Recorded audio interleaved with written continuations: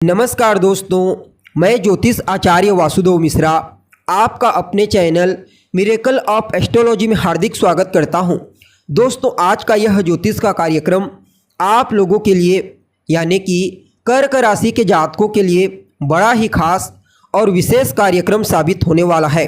आज हम बात करेंगे देवगुरु बृहस्पति के राशि परिवर्तन प्रभाव के बारे में। जी हाँ, बीते 1 मई 2024 की दोपहर 1:47 पर देवगुरु बृहस्पति अपनी वर्तमान मित्र राशि अग्नि तत्वीय राशि मेष राशि को छोड़कर अपने परम शत्रु दैत्य गुरु शुक्र की साधारण भूमि तत्वीय राशि वृषभ राशि में प्रवेश कर चुके हैं और आने वाले साल 2025 के 15 मई तक इसी वृषभ राशि में गोचर करते हुए आपको प्रभावित करेंगे। हालांकि यहाँ पर जब तक वृषभ राशि में देवगुरु बृहस्पति गोचर करेंगे तो इसी वृषभ राशि में अपनी चाल में 2 बार परिवर्तन करेंगे। जी हाँ, पहले तो 9 अक्टूबर 2024 को अपनी चाल में परिवर्तन करके मार्गी से वक्री होंगे। उसके पश्चात फिर से नए साल यानी कि आने वाले साल 2025 के 4 फरवरी को अपनी चाल में परिवर्तन करके वक्री से मार्गी हो जाएंगे। तो ऐसे में बड़े विस्तार के साथ जानेंगे कि किस प्रकार से देवगुरु बृहस्पति वृषभ राशि में गोचर करते हुए आपको परिणाम प्रदान करने वाले हैं। इस गोचर काल के दरमियान जीवन के किन किन क्षेत्रों में आपको विशेष तौर पर सफलता की प्राप्ति होगी, तो वही कौन कौन सी सावधानी आपको बरतने की आवश्यकता है। यह गोचर आपके स्वास्थ्य के दृष्टिकोण से कैसा रहेगा, आपकी शिक्षा, आपकी लव लाइफ, पारिवारिक जीवन, वैवाहिक जीवन, भाग्य, करियर, बिजनेस, व्यापार और फाइनेंस के दृष्टिकोण से इस राशि परिवर्तन को आपके लिए कितना प्रॉफिटेबल कहा जा सकता है, सभी बातें आपको विस्तार पूर्वक बताएंगे। इसलिए कार्यक्रम को बिना मिस किए अंत तक देखने का प्रयास कीजिए। और अगर आप अपनी जन्म कुंडली पर हमसे परामर्श लेना चाहते हैं तो डिस्क्रिप्शन बॉक्स और वीडियो के अंदर आपको हमारा कॉन्टैक्ट नंबर मिल जाएगा, जहां से आप या तो डायरेक्ट फ़ोन कॉल के थ्रू या फिर व्हाट्सएप के माध्यम से अपॉइंटमेंट लेकर अपनी जन्म कुंडली का विस्तार पूर्वक अध्ययन करवा सकते हैं। जी हाँ, तो दोस्तों, कौन है देवगुरु बृहस्पति? ज्ञान, शिक्षा, मान सम्मान, ऊंचाई, सफलता, विवाह, संतान, सुख समृद्धि के कारक हैं देवगुरु बृहस्पति। अपने इन्हीं कारकत्वों के चलते हमारे जीवन के विभिन्न पहलुओं को समय समय पर प्रभावित करते रहते हैं। जब जन्म कुंडली में देवगुरु बृहस्पति बलवान हो तो फिर कहना ही क्या। ऐसा जातक हर तरह से समझदार, बुद्धिमान, विवेकवान और बड़ा ही इंटेलिजेंट होता है। अपने जीवन को अपने ज्ञान, अपनी बौद्धिक क्षमता, अपने कम्युनिकेशन स्किल्स के बदौलत इतना बेहतरीन बनाता है कि कहना ही क्या। जी हाँ, जब कुंडली में गुरु बलवान हो तो ऐसे जातकों का यह लोग भी सुखी होता है और परलोक भी सुखी होता है। इसलिए बृहस्पति का बलवान होना बेहद जरूरी होता है। अब देखा जाए तो यह जो वृषभ राशि है ना दोस्तों, यह देवगुरु बृहस्पति की शत्रु राशि है। लेकिन अगर आप नक्षत्र के आधार पर समझने का प्रयास करेंगे तो आपको पता चलेगा इस वृषभ राशि में जो 3 नक्षत्र आते हैं, कृतिका, रोहिणी और मृगशिरा, ये तीनों के तीनों देवगुरु बृहस्पति के मित्र नक्षत्र की कैटेगरी में आते हैं। ऐसा क्यों? क्योंकि कृतिका नक्षत्र जो है ना दोस्तों, वह सूर्य का नक्षत्र है, रोहिणी चंद्रमा का और मृगशिरा भूमिपुत्र मंगल का, और ये तीनों के तीनों ग्रह देवगुरु बृहस्पति के मित्र होते हैं। परिणाम स्वरूप देवगुरु बृहस्पति भले ही बाहरी दृष्टिकोण से अपनी शत्रु की राशि में गोचर करेंगे, लेकिन आंतरिक रूप से नक्षत्र के द्वारा उन्हें बल की प्राप्ति होगी। अतः गुरु के इस राशि परिवर्तन को आपके लिए किसी वरदान से कम नहीं कहा जा सकता।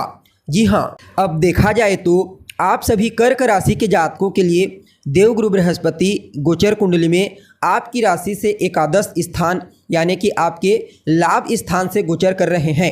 अभी तक आपके कर्म क्षेत्र से गोचर कर रहे थे। आपके लिए देवगुरु बृहस्पति एक योग कारक ग्रह के रूप में कार्य करते हैं। हालांकि इनकी मूल त्रिकोण राशि षष्ठ भाव में आती है, लेकिन भाग्य भाव के भी मालिक बनते हैं। इसलिए हमेशा आपको पॉजिटिव परिणाम देने का प्रयास करते हैं, क्योंकि यह जो लग्न होती है, कर्क लग्न, कर्क राशि देवगुरु बृहस्पति की उच्च राशि होती है। अतः गुरु के इस परिवर्तन को आप सभी कर्क राशि के जातकों के लिए बड़ा ही उत्तम और श्रेष्ठ कहा जा सकता है, क्योंकि यहाँ पर अपने कारक भाव से गोचर करेंगे गुरु। अतः अपने इस गोचर काल के दरमियान आपको इतना बेहतर परिणाम प्रदान करेंगे कि आप स्वयं हैरान हो जाएंगे। पहले तो लाभ स्थान पर गोचर करते हुए देवगुरु बृहस्पति आपकी लाभ की स्थिति को मजबूती प्रदान करेंगे। जी हाँ, धन आगमन के कुछ नए सोर्स आपको प्राप्त होने वाले हैं।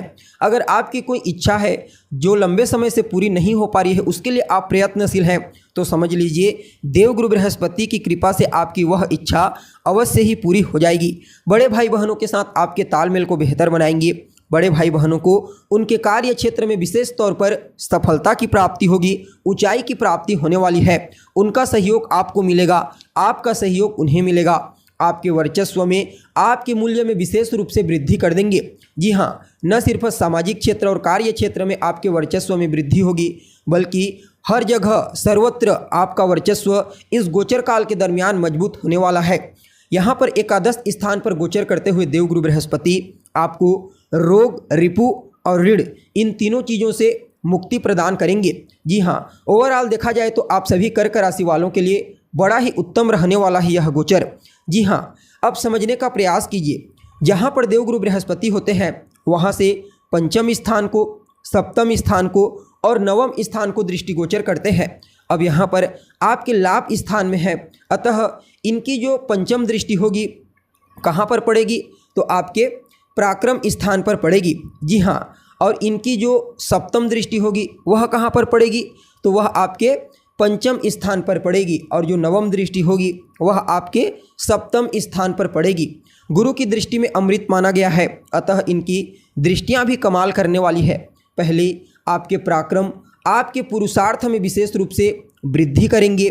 जी हाँ, यहाँ पर आप यूँ समझ लीजिए देवगुरु बृहस्पति की जो यह दृष्टि होगी आपके जीवन काल में विशेष रूप से आपकी बौद्धिक क्षमता, आपके कम्युनिकेशन स्किल्स में बूस्टिंग प्रदान करेगी।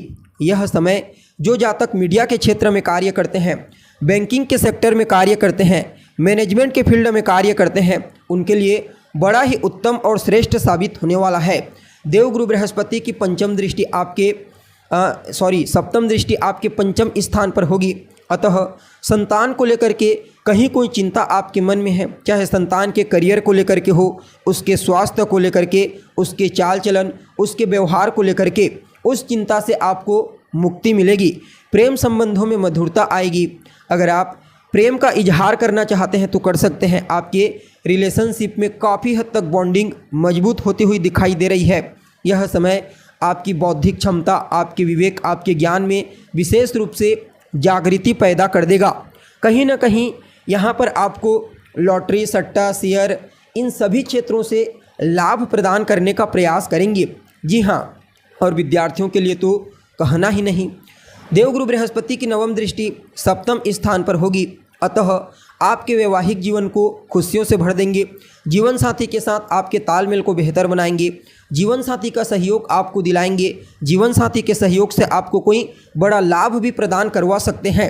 जी हाँ, यूँ समझ लीजिए जीवन साथी की वजह से ही आपको इस गोचर काल के दरमियान विशेष लाभ, विशेष उन्नति और ऊंचाई की प्राप्ति होने वाली है। अगर आप अपने लाइफ पार्टनर के साथ मिलकर किसी नए कार्य की शुरुआत करते हैं तो कहना ही क्या, इतना बेहतर तरीक़ा से आपको परिणाम की प्राप्ति होगी कि आप खुद भी सोच नहीं सकते। जो व्यापारी हैं, चाहे स्वतंत्र रूप से व्यापार करते हैं या फिर पार्टनरशिप में व्यापार करते हैं, समझ लीजिए उनके व्यापार में उन्हें विशेष रूप से बूस्टिंग देखने को मिलेगी। आपको न सिर्फ अपने परिवार वालों का सहयोग मिलेगा, बल्कि अपने दोस्तों का, अपने रिश्तेदारों का सहयोग भी भरपूर मात्रा में मिलने वाला है इस गोचर काल के दरमियान। जी हाँ, ओवरऑल देखा जाए तो आप सभी कर्क राशि के जातकों के लिए देवगुरु बृहस्पति का यह गोचर बड़ा ही उत्तम साबित होगा। फिर भी इस समय को और बेहतर बनाने के लिए आप अपने माथे पर केसर का तिलक लगाना प्रारंभ कर दीजिए। यह क्रिया आपको गुरुवार से प्रारंभ करनी है और गाय की सेवा कीजिए। खास करके बुधवार, गुरुवार और शुक्रवार के दिन गाय की सेवा करें। गाय को हरा चारा खिलाइए। बाकी यह परिवर्तन आपके लिए बड़ा ही श्रेष्ठ परिणाम प्रदायक साबित होगा। जी हाँ, तो दोस्तों, हमें उम्मीद है जानकारी आपको पसंद आई होगी। जानकारी अच्छी लगे तो इसे अपने दोस्तों के साथ, अपने रिश्तेदारों के साथ शेयर अवश्य करें। अभी के लिए बस इतना ही। पुनः मुलाकात होगी एक नए और ताज़ा एपिसोड में। तब तक के लिए नमस्कार।